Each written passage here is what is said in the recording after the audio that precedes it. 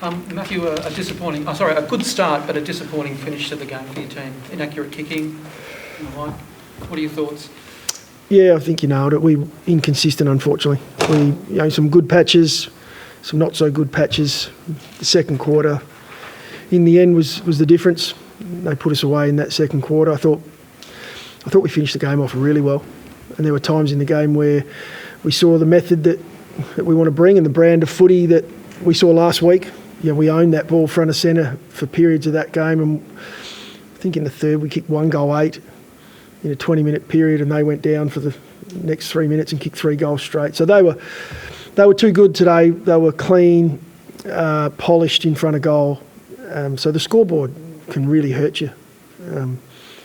As I said, that second quarter, unfortunately, was not at the level that you need to win at AFL.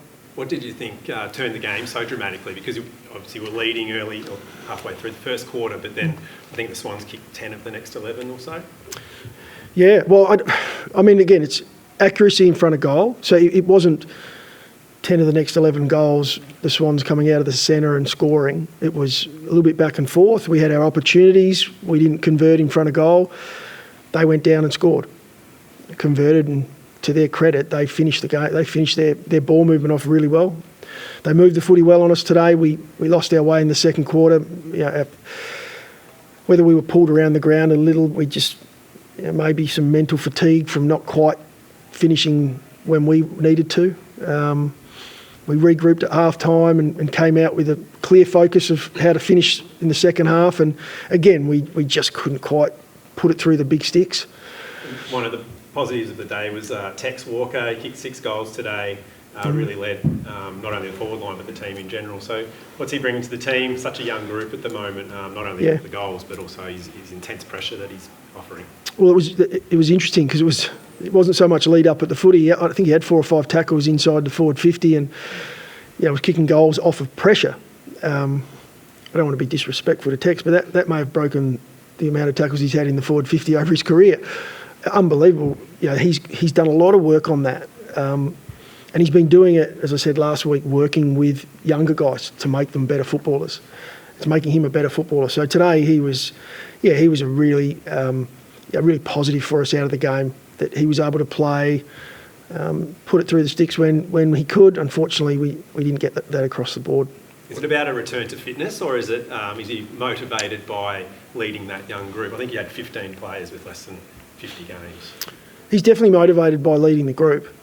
But I said it last week, he was in the same space last year from a fitness point of view, same mindset. He's made guys around him better, and we're a better team. Now today, I'm contradicting myself because today he did a fair bit of that where he was actually the front line of pressure, tackling and putting his body on the line. So we're really enjoying watching him play some good football at the moment, getting reward for everything he's doing for our footy club. So if he's in the same spot physically and mentally, why has his output dramatically improved this year? I mean, a lot of people would sort of written him off at stages last year, obviously. I'm sure you guys didn't, but it is a really big improvement. As I said, the team's in a better space, and it's a team game. They do deliver him the ball. They get the ball down that forward line. I think we won clearance today. Centre bounce was a real positive. So Tex is getting more bites at the cherry. He gets to be around the footy more, and that's a credit to the work they've done in the break. Now we need to do it for 4 quarters, against any team at AFL level. If you drop off for a 20-minute period, look out. It's pretty tough to come back from there. I thought we had our chances to still come back and pinch it.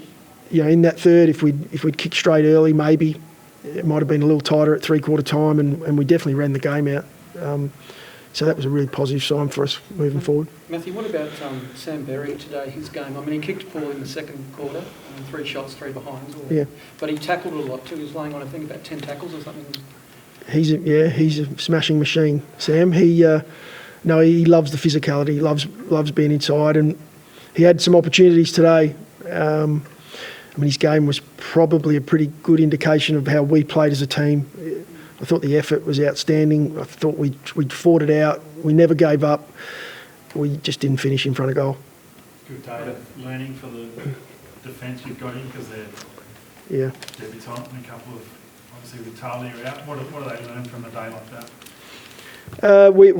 We actually learned a fair bit because that period of time where we probably struggled in the second, we just lost our way a little from a team point of view. So formation, our structure, the way we play, if anything, we lost a little bit of aggression. We didn't back ourselves in, and that can happen when you're playing against a good side and some really talented individuals. I mean, Heaney, Buddy down forward. We had some tough matchups. Papley, they've got some really high quality players. They're a good young side, but some of those guys have got some experience, and we just probably lost our aggression, and it hurt us a bit. We regrouped at half time, had a good look through it, and came out. I thought they were great in the second half. Jordan Butts had his second tough task in as many weeks, starting the game on Buddy. What did you say to him before the game about that? Riding the excitement of Buddy's return, and how did you think he performed?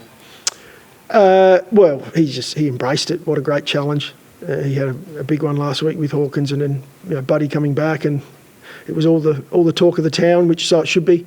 It was nice to see him back playing footy. Wish it wasn't this week though. But for Butts, he embraced it. He looked forward to just the battle. In the end, we'll come away with some really good learnings for him about when is it time to help the team, and when is it time to put Buddy away. But I thought that was a good battle. I thought they had a really good challenge with each other today. What about Shane McAdam's game today? 4 goals, 2. Pretty good effort there. Yeah, Shane. Look, as I said, I think there wasn't a lack of effort from anyone. And Shane kicked 3 in the last. He probably missed a few earlier that we would love to have knocked through. But yeah, like the team, we came to play today. We dropped off for a period of time. And I'm not talking about Shane again. I know I'm going back to team, but it was across the board. We need to play 4 quarters.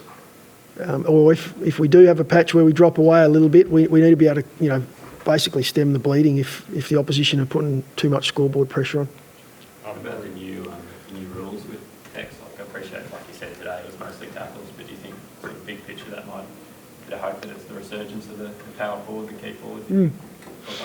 Well, there seems to be a fair bit more space as the fatigue sets in. Later in quarters, there seems to be a lot more fluent ball movement. Sydney moved it well from the back half today. At times we move the ball really well. It gives a little bit more opportunity and some space for forwards. Again, it wasn't necessarily that today for Tex. It was his ability to compete where, that's what stood out. It was physically tackling and competing in the air that I thought where he got the game on his terms today. But I've got no doubt the game has freed up a little and there's a little more space, and that sort of comes later in quarters, later in the game, and it's the team that can best, I guess, own the ground in those particular moments. Rory Laird's move to the midfield has obviously worked wonders so far. What sort of role does he experience play for your younger guys like Ben Keys and Harry Schomburg? Yeah, Lairdy's really stepped up as a leader. He's not part of our official leadership group, but there's no doubt he sits right in amongst those players, next to Sloaney. And it's now we expect it week in, week out from him, step up in that midfield. And I thought the midfield did a great job, especially around stoppage. That was a real positive out of the game that we're able to centre bounce, especially. But even right through stoppage, Lairdy was a big part of that. Thanks, guys. Appreciate your time. Thanks for that.